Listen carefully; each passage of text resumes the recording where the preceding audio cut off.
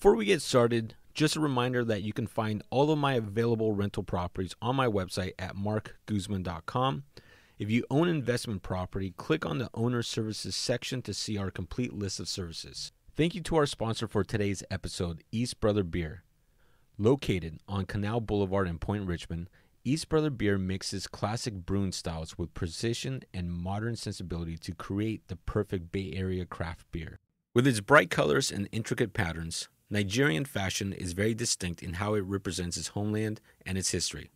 Our guest today is Ifanfunke Lola Oladigbolu, owner of Lola's African Apparel. Lola immigrated to America when she was 8 years old and eventually settled in Berkeley. Today, we talk to Lola about her journey to America and her desire to share her culture with the community around her. Okay, so Funke? Funke. Welcome to the podcast. Oh, thanks for having me. Yeah, of course. So one thing I like to ask every guest that comes onto the show is, what has your attention right now? It could be a movie, a book, music. It could be some kind of play. What's got your attention right now? Man, a lot of things have got my attention right now.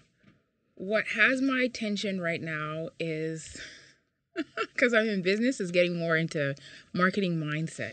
Okay. Yeah. Marketing mindset. Okay. Yeah. I'm really into that, and I'm constantly reading books or watching YouTube videos or listening to Audible books all about business marketing. So what have you discovered probably in the last month as far as business marketing? Well, there's this one book. I'm in a business course in Oakland we're reading called Scarcity. Mm-hmm. And it talks about how we tunnel vision and then are so focused on something that we usually can't get that we make mistakes in other areas of our life. Okay. So I'm trying to see how I do that on my own. So what do they mean by that? By scarcity, like, say, for example, you don't have enough money, as much money as you'd like to have. The anxiety of not having enough money makes you spend more money where you don't have it, which creates more scarcity of not having enough money. So the fact that you're so tunnel visioned on money makes you make poorer decisions about your money. Yeah. That's just one example. Or like, say you really want to get married, or that's what you envision. So you just don't have the best discretion in dating, and then you rush into it, which makes you more single. So that's kind of what the book's about. Having tunnel vision and recreating the problem that you're trying to get away from because you're so hyper-focused on something. Okay. That's bandwidth. Yeah, that's very interesting. And I would have to completely agree with that, because running your own business, and it's completely different ball game than working for someone else. Yeah. There's so many factors that go into it that you're constantly having to juggle every single component and having to adjust every single component, sometimes on a day-to-day level, right? Yeah.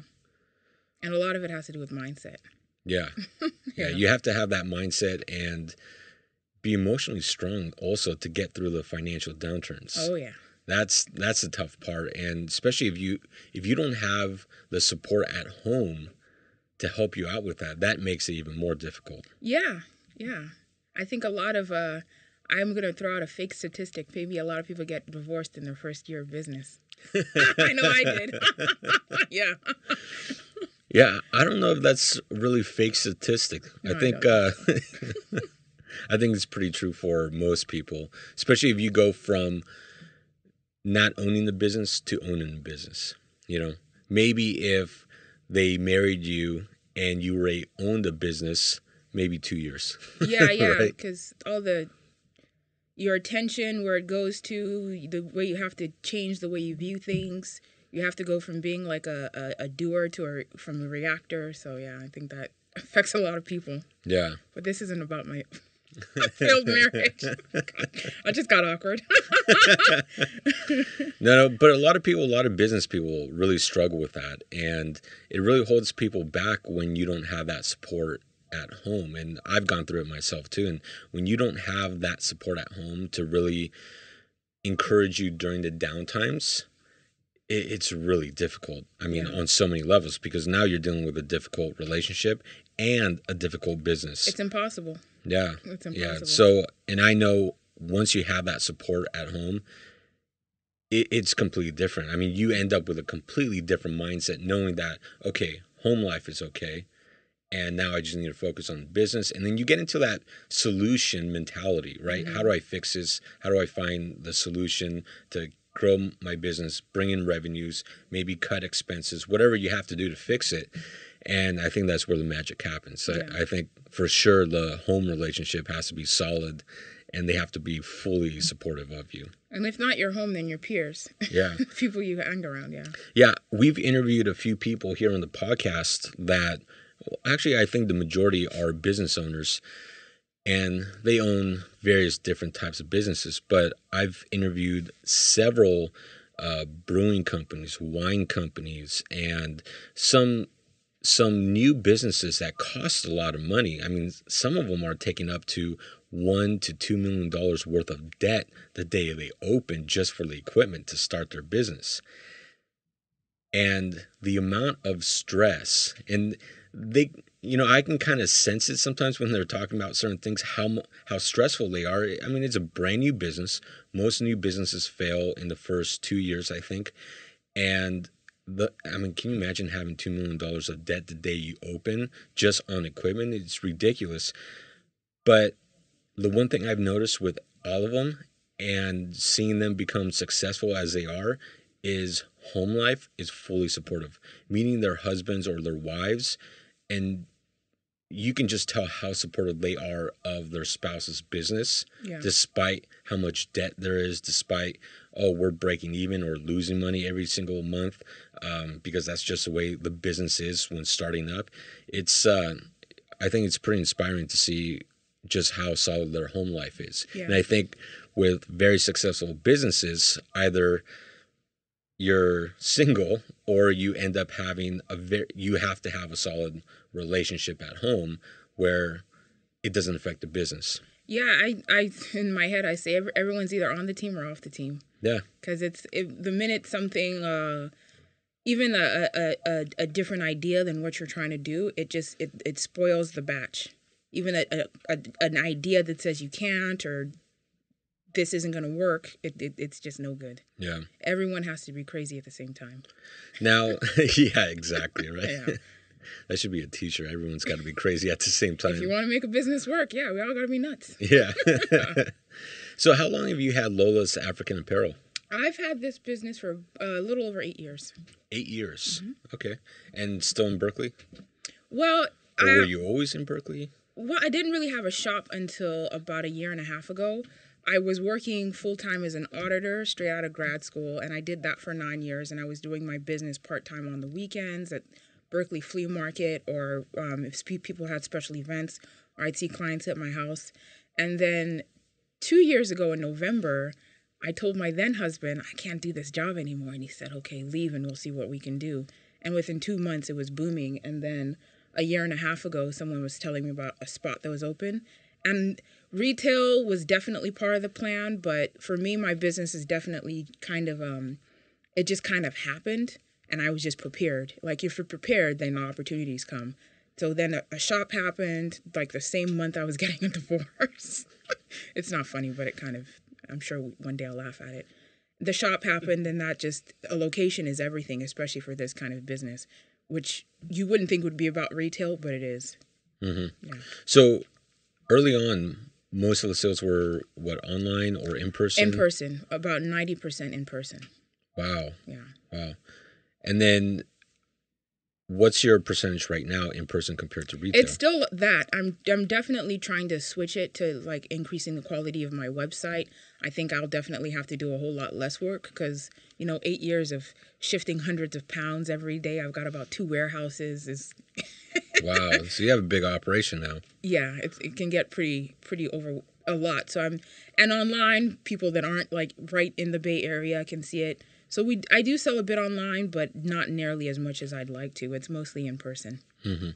Yeah, online marketing is, once you get the hang of it, it can become very easy and very profitable. Yeah. But getting started in that world is so tough because there's so much out there, right? Definitely. So much competition. And how do you get yourself in front of other people? Definitely. I mean, a lot of that comes down to spending money and advertising, right? Yeah. Facebook, Google, all those different websites. So you live in Berkeley right now. Mm-hmm. How do you like living in Berkeley? I love it. I would not ever want to live anywhere else. How long have you been there? About 10 years. Nice. Yeah. Okay, so let's get into a little bit of your backstory. You're from Nigeria. Mm-hmm. And at what age did you come to the U.S.? 8. So what were some of the challenges that you faced in coming? Was it pretty easy for you to come over? Assimilation takes at least 20 years. No, I didn't expect that. I think I woke up about 5 years ago and said, okay, I'm officially American now.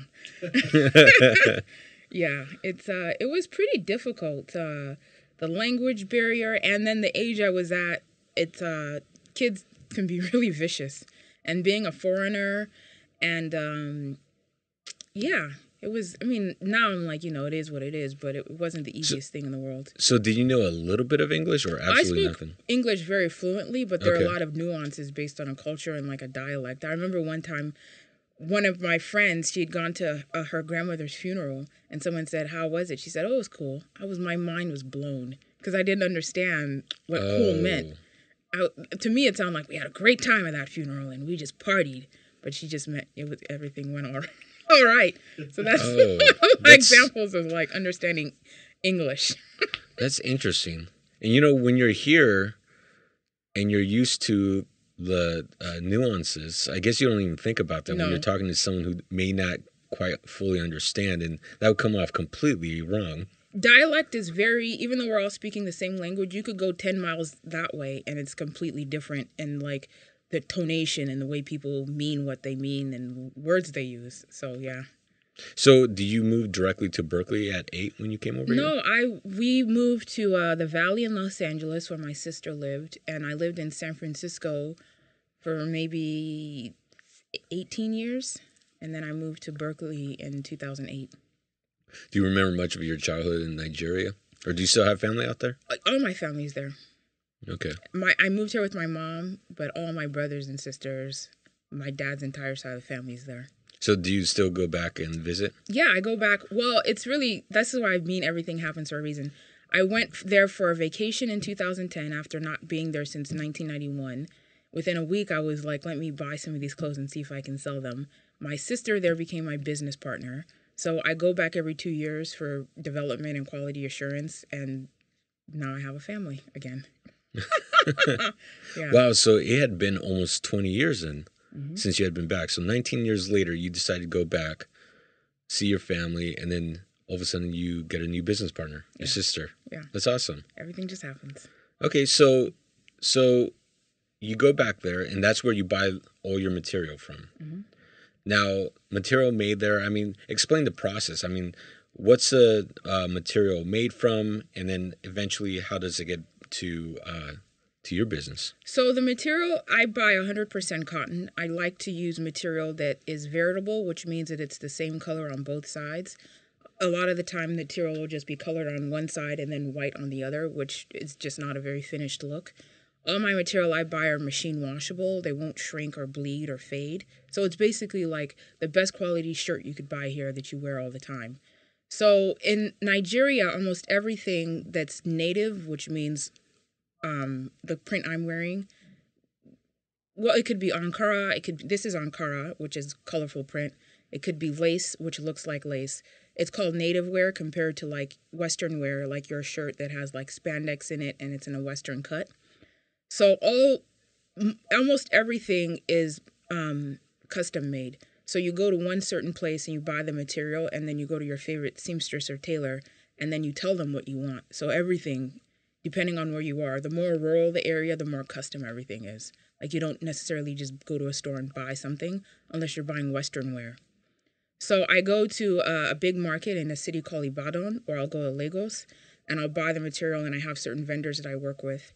And then in Nigeria, in my hometown, there's about 10 seamstresses and tailors, and they're all independent. They have their own shop, and they have like, now a lot of them have apprentices or employees.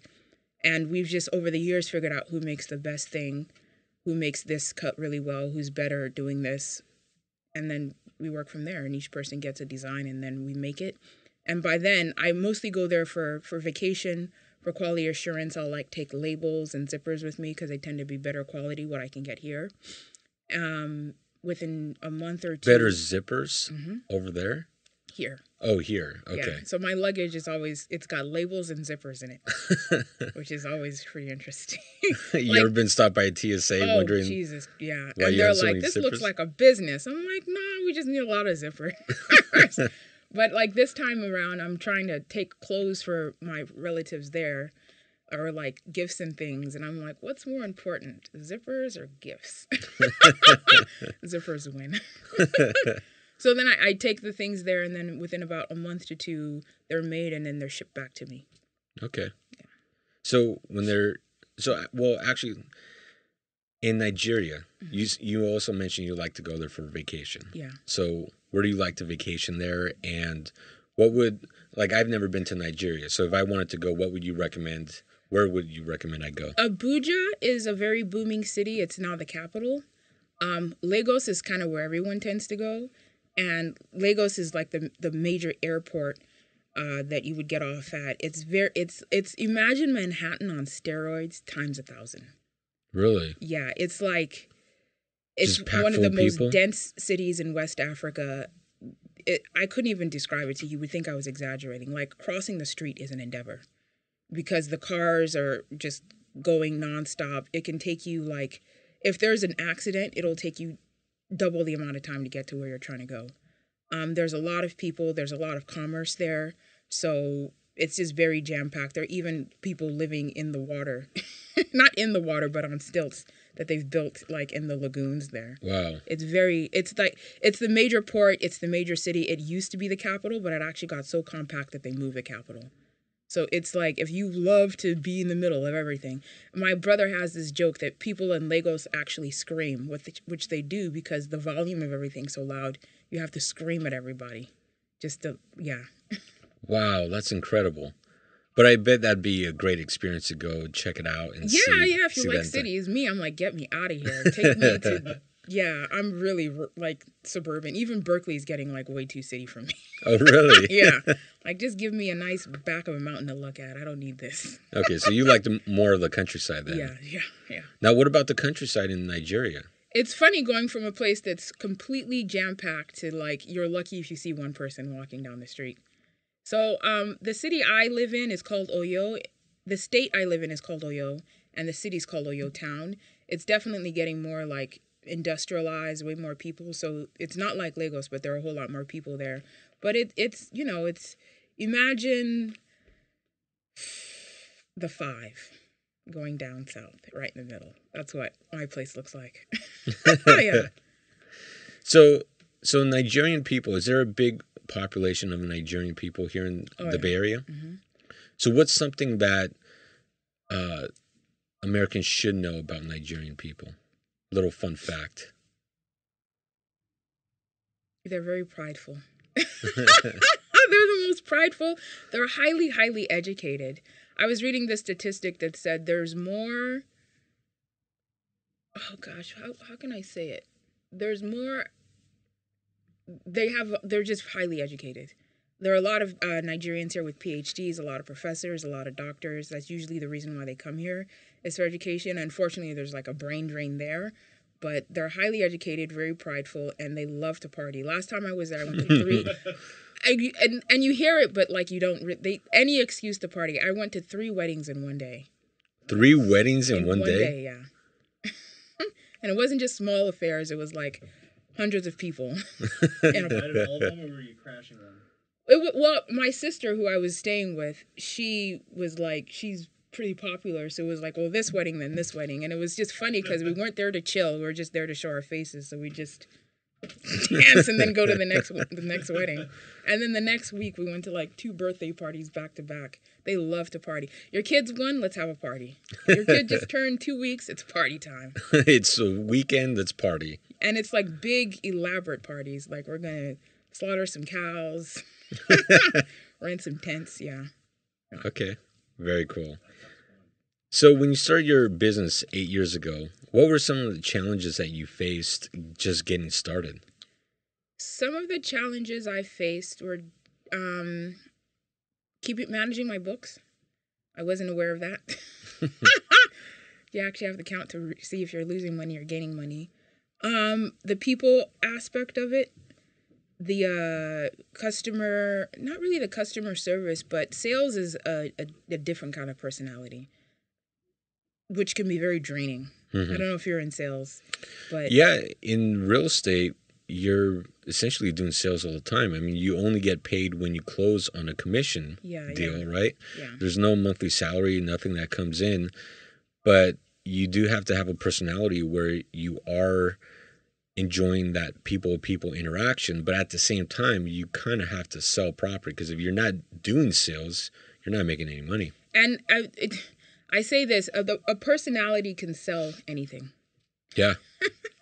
So that kind of personality to like, you kind of have to be, I don't want to get too esoteric here, but meta the situation, like make people feel at ease. You guide them to what you want them to like, what you gauge them, and then you guide them, and I know some amazing salespeople that they've worked in so many different industries, and every industry that they get into, they end up being the top salesperson immediately. And if you look at what they do when they talk to people, it's amazing. I'm more of the quiet type. I like to interview people. I like to kind of just watch people and see how they do things. And so seeing how these amazing salespeople work is incredible. They will assess you immediately on the spot, ask you a couple questions that really get you to answer a few questions that they really need to know. And then from there, they're able to adapt their personality to fit what you like. And it's really amazing to watch. And they're able to really pitch you ideas. One time I was with a friend and we were traveling to Vegas to meet up with like a mutual colleagues, a guy we know, a salesperson who was doing these not charity golf tournaments, but they were like golf tournaments, right? And he was putting them together, and my buddy says, he's going to ask you for money. You're going to want to donate to him afterwards. Don't. He says he's one hell of a salesman, and if you want to, fine. But just understand he's one hell of a salesman. And so we met up with him, and what was his pitch? You know what's funny is that looking back at it, there was not even a pitch. He just made you like him so much that you were like, I believe in this guy. And you just wanted to give him money. That is a great salesperson, when they don't have to pitch you, but when they make you believe you need to help them out. That's totally true. We're always buying the product. Like with a house, it's like, this is a pretty pricey deal, but it's mostly about the human interaction. You're basically just letting people be seen for a while. They feel great about themselves, and you got a sale. Yeah. I don't mean to make it sound like manipulation. It has to come from within. Otherwise, it's impossible to just switch to like sales personality. Yeah. There's some people, though, in sales that are really good at manipulating people into believing they really want that product. And you also see that a lot in infomercials and on television ads where, like, I really don't need to buy that another waffle maker for $19.95, but wait a minute, I can get 2 or 3 for free. That's why I love QVC. I've never in my life ordered anything from QVC, but I will watch it for hours because it feels like you're at a party with your girlfriends. That's what the atmosphere. And then you hear the ladies call in, "Oh, Susie, I got it in brown, those leather shoes that I didn't need, and I just love them, and I can't wait to wear them next spring." And it's like summertime, and it's about making people feel a certain kind of way, which is totally undervalued. And we think like in the fast pace of, you need it even more now with the detachment of people. So you just make anyone feel seen, and that's all it takes. Yeah. So going back to your business and starting off, so did sales come natural to you, or was that? Because I believed in my product, and I believed in the people buying my product. Yeah. And you were an auditor before that? Mm-hmm.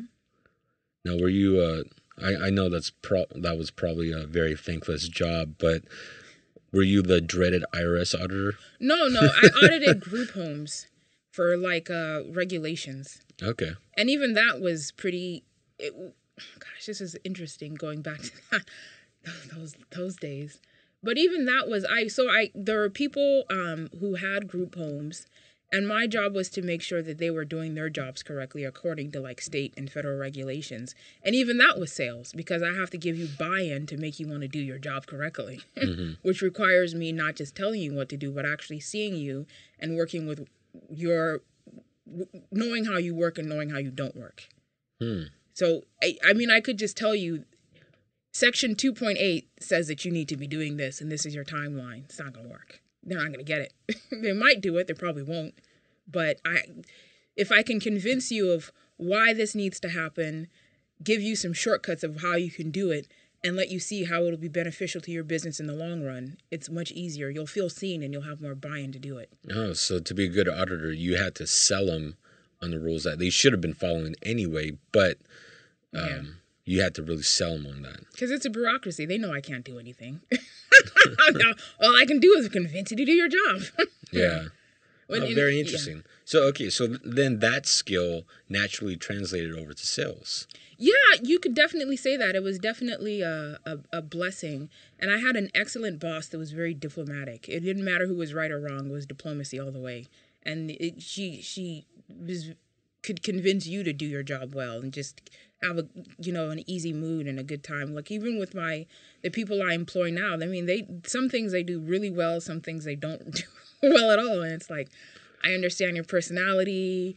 Telling you in this direct way is only going to make you shut down, and you might even do an even worse job after that.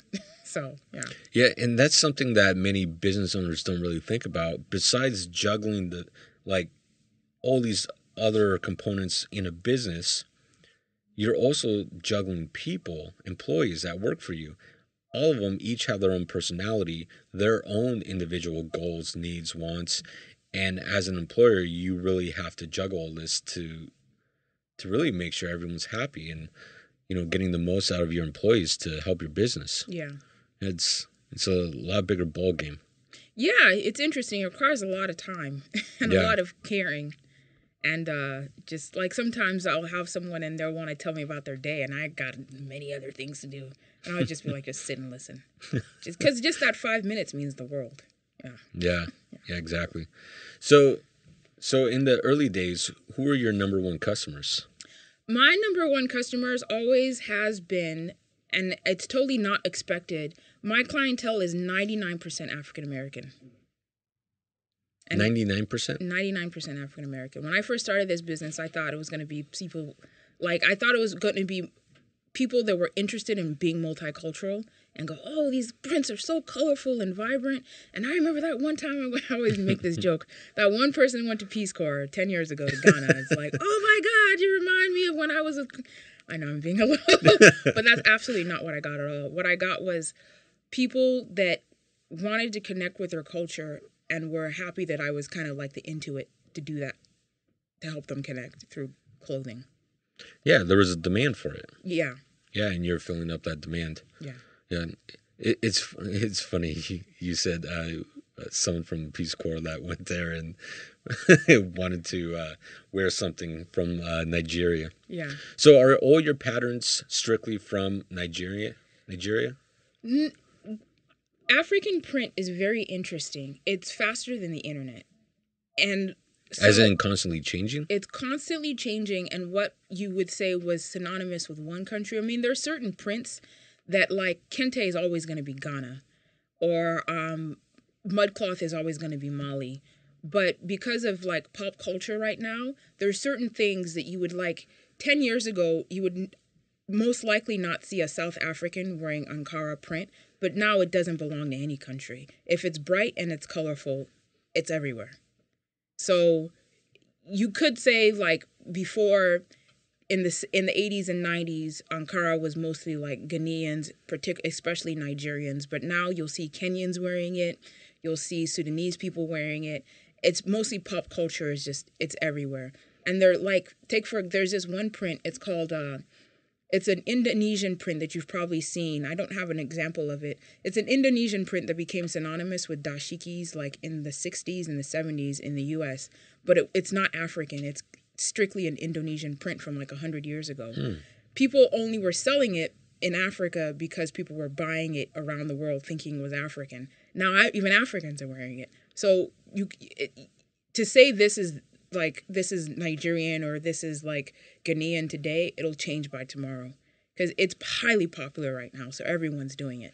I guess that, I mean, what would you call it? Like the mixing of cultural fashions. I guess that's becoming more and more picking up at a quicker pace now because of the internet too.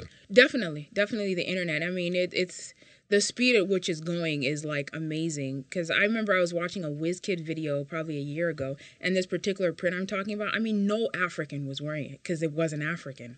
Now it's like everyone is wearing that print, and the price is even like 10 times more than it used to be. So yeah, and Africa in general is a very poppy place, and Nigerians definitely are like the France of Africa when it comes to like saying what's fashionable. They're definitely the forefront. Everyone wants to be Nigerian. When you were asking me earlier, very prideful. There's a reason they're prideful. They have a good soccer team too. Yeah, they're the top of pop culture. Okay. Yeah. Very interesting. Okay. So for African apparel, is there meaning behind many of the different colors and patterns, or is it just really, maybe something colorful that's just nice to put together, or is there actual meaning behind it? That varies greatly. It varies by, how can I put this succinctly?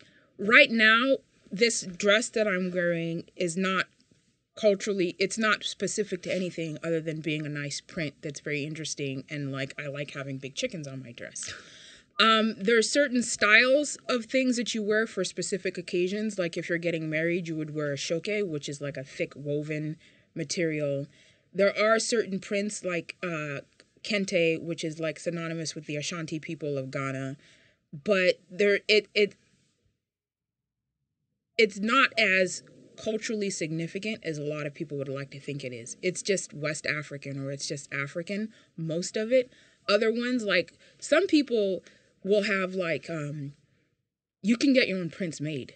So say your great-grandfather died and all his grandchildren are coming. They'll literally get his face printed on a material, and everyone will wear it. And then they'll wear it for years. And then like every 5-10 years when they do a remembrance, they'll all wear it. So it's basically the significance that you place on it, and the quality of the material is kind of like what it means. Okay. And then do you see Western culture or Western apparel starting to mix in a lot of African apparel? Western? I hope so. That's the business I'm in.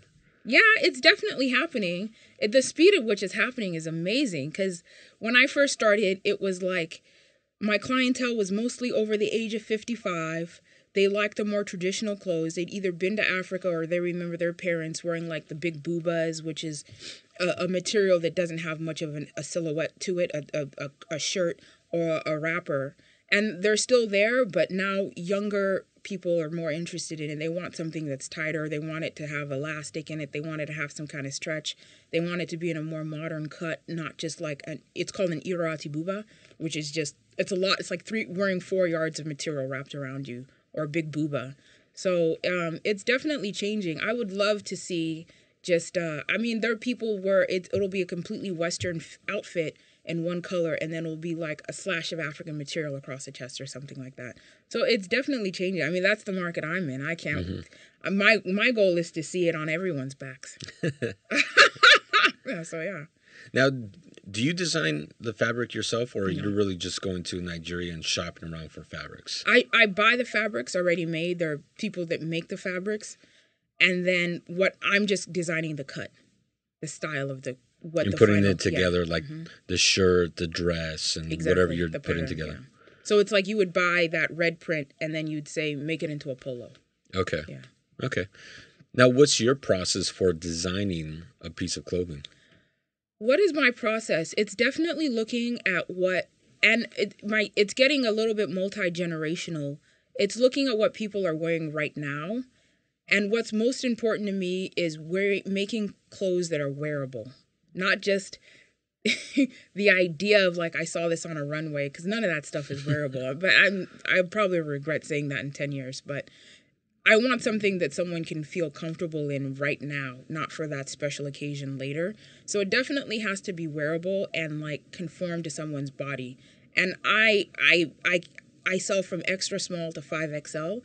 So if I'm making something for someone that's a 5XL that's got like a 50-inch waist, it has to be something that's going to look good on their body and be comfortable and be flattering. So I'm always looking at how it's the design and the functionality of it are almost on par for me. And then it's like, what are people into right now? A lot of creative thinking that goes into that. Yeah. That's amazing. Yeah, I mean, you don't really think about when you have that kind of range of clothing size from extra small to 5XL. You said, it's very interesting. I mean, to keep something in mind for all those different people that would be wearing those sizes and the functionality and the look of it all, to make sure that anyone can buy any of these sizes and look good in it. Yeah. Yeah, I would imagine it's very tough with a lot of different designs, because you're talking about, I mean, the human body. I mean, it's, all the different shapes, curves, everything. Yeah. I would imagine it's very tough to do.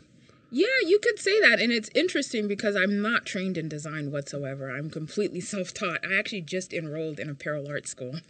So this is kind of an aside note that's very personal. I used to be about 170 pounds bigger. And when you're that heavy, you're very limited. Bigger. Wow. When you're that heavy, you're very limited to what you can. There's about 2 shops that cater to you, and they're not always thinking about what's like flattering. It feels like they're just trying to sell you clothes. So I understand that perspective. When you're heavy, the clothing market can be very disrespectful. So while I'm not happy to have been like that overweight, it definitely gave me a different perspective, which my heavier clients do appreciate. Because I've had people go like, "You make clothes for fat people. How did you know how to do that?" I'm like, well, let me tell you. Like, I've literally had people, because it's something that a lot of people neglect. That's one of my secrets. But a lot of people neglect different body shapes. There are even companies now that are making adaptable clothes for like severely handicapped people, like jeans that zip on the sides instead of the front, that you can, that will accommodate a wheelchair. I mean, I'm not in that line yet, but to think that we all have, like, we're all the perfect size 6 and 5'10" is just like you're really only taking a small segment of the market. Mm-hmm. Now, you say that you look at people, what they're wearing now, and the up-and-coming designs. What are you noticing that people are wearing now that you want to incorporate into the future fashion designs? Right now is very futuristic. I'm not crazy about it, but if I'm trying to make you wear something and you're like, I want this, it's not happening. It's very like Yeezy has really gotten in everyone's mind. Well, he's changed his name now to Yee. Yee? Yeah. He did that, I want to say 3 or 4 hours before Saturday Night Live a couple weeks ago. That guy, man. I wonder what their He changed his Twitter handle, everything. I don't know. Actually, can you look that up, Sam, to see if it's still Yee? Yeah. He made an official announcement getting the easy off of Yeezy. It would be easier if he just made albums instead of trying to get our attention in these other ways. I mean, this is his, what, 3rd, 4th name change? Well, they do that a lot. It's still the name of the album. I don't know if he's keeping the name. Yeah, but if you remember Puff Daddy. Yeah, P. Diddy, Puffy. Sean Combs, then Puff Daddy, P. Diddy. I want to say he did another name change. What would it be? Ditto? Dad? Just call me Dad. Dad. Well, now he is the dad of the rap game. Yeah, and he's got a lot of kids too. Yeah. Call him Dad. So futuristic. I mean, what would be an example of futuristic? It's an interesting cut, and I'm wondering if it's like, so like take Kylie Jenner. She wears sweats. Is her name Kylie? Yeah, the youngest one. She wears sweats all the time, but she combines it with a way where it's very loose and very tight at the same time. Okay. And it's like, how do they do that? So people still want to show their silhouette, but in a very like ninja looking kind of way. And that's definitely what like the below 30-year-olds are doing right now. It's like a lot of knits, which just means a stretchy material. It's baggy in certain places and it's tight in other places. And it looks really individualistic, like you're about to go fight a war. You can tell I'm not happy about this, but I'm incorporating. I was at First Friday the other day, and I was just doing some market research. And that place has like a lot of really young children. And everyone looked like they were about to go to battle with the way they were dressed. And I was like, okay, this is happening. Let's do this, yeah. Okay, interesting. Yeah, I think the older one, is it Kendra Jenner? She's a model? Yeah. Or Kendall Jenner. Mm-hmm. Yeah, so she's a model. And I've seen a few photos of her on the runway, and I know a lot of runways do very futuristic style. Mm-hmm. They remind me of like concept cars. Mm-hmm. If you look at concept cars, well, they never turn out to be the actual concept car, when they actually put them out to market and sell them. But that's kind of the futuristic idea. So I guess fashion's very similar in that you have these very futuristic ideas, but then you kind of scale them back to make them marketable, wearable, and functional. To the middle ground, yeah. I mean, I'm sure one day I'll understand, but that high fashion is just like, I'm like, what are we doing here? But I guess it's the feeling, because everything is a feeling, like sales. A part of that is also a status symbol. Yeah. If you buy a pair of Gucci slippers or sunglasses or something Gucci, you tend to have a little, I guess it would be like a dopamine hit that I'm a little bit higher status symbol, but maybe not your bank account. It's ugly, but it's expensive. Yeah, maybe not your bank account. Yeah, right. So, but I'm not saying Gucci's ugly, but no, I get it. Yeah. So I guess there's that component to it that also affects fashion. Yeah. It's entirely a feeling, which I'm starting to get myself. It's basically, how does this clothes make you feel? That every purchase, unless it's a complete necessity right now, is based on how you feel, and the brand that you pick is based on how you feel about that brand. So my plan definitely for the future is to get higher end in like design and marketing, but right now I just want to be accessible and I want it to make sense. I don't want concepts. I want something you can put on right now. Have you come across a design that you've designed that you just absolutely love, but you're like, this is not going to sell because it's not what they want? Yeah. And it changes really quickly. Like you scratch the idea?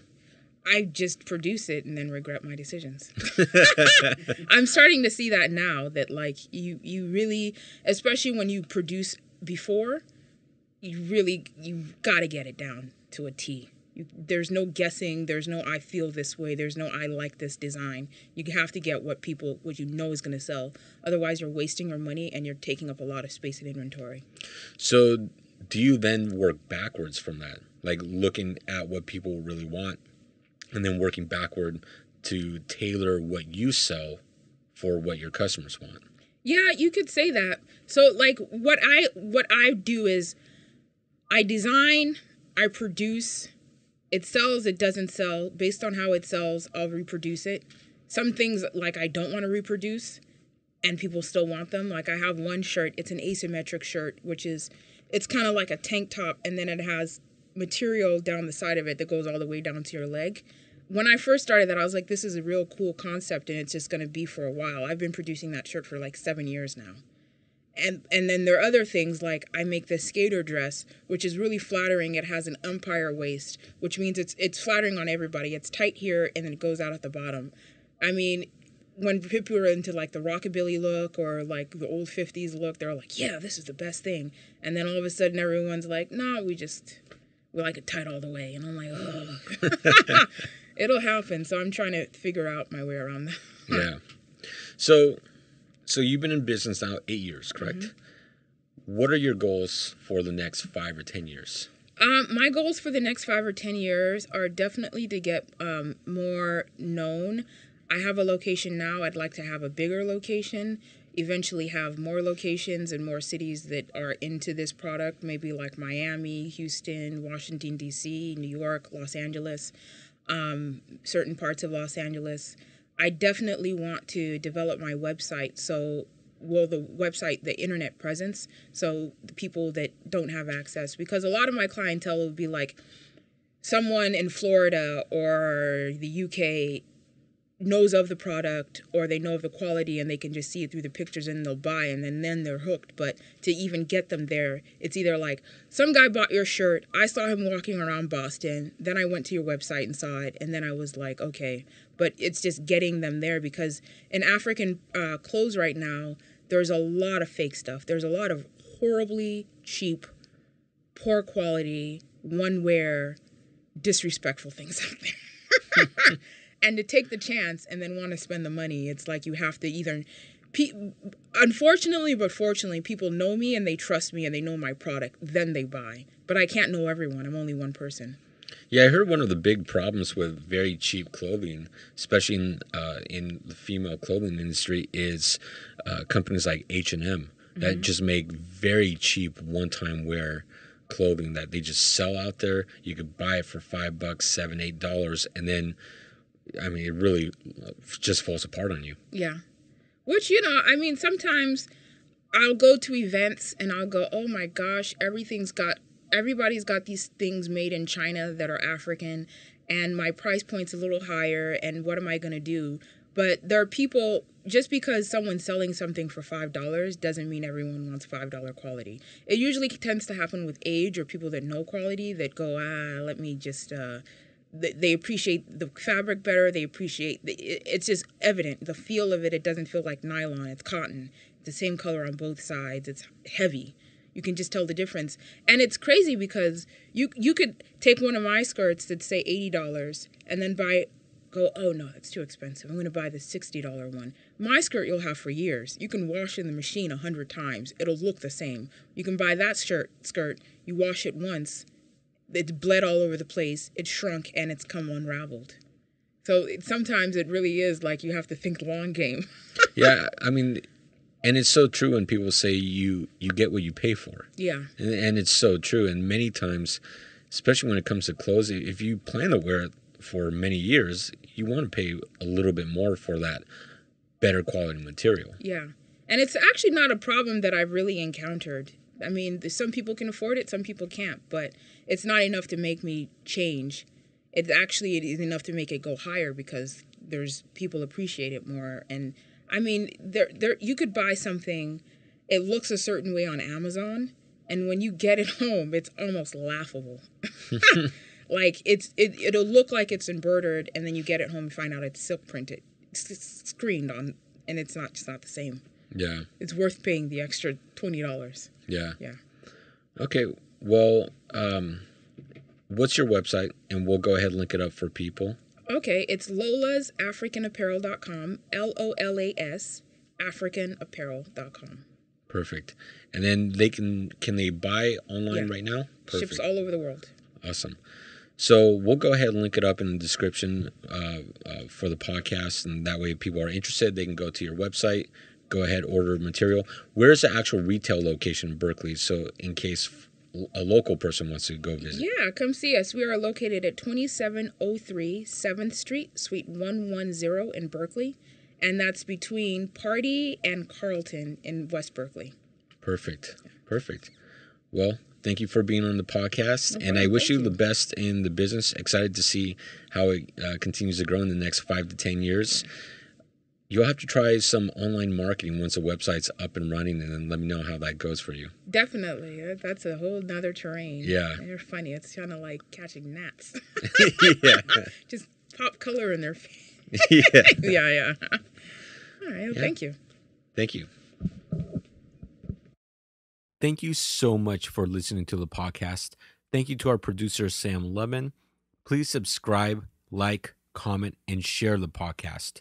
Remember, you can listen to the podcast on iTunes, Podbean, iHeartRadio, Google Play, SoundCloud, and anywhere else you listen to podcasts. For more information on my business as a property manager and real estate team, go visit my website at marcguzman.com. I really want to thank all of you for listening. It means the world to me, and I hope today's episode provides you value in your day-to-day life.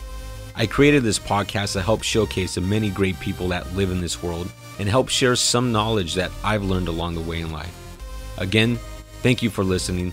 Check out our sponsors, and I'll catch you on the next episode.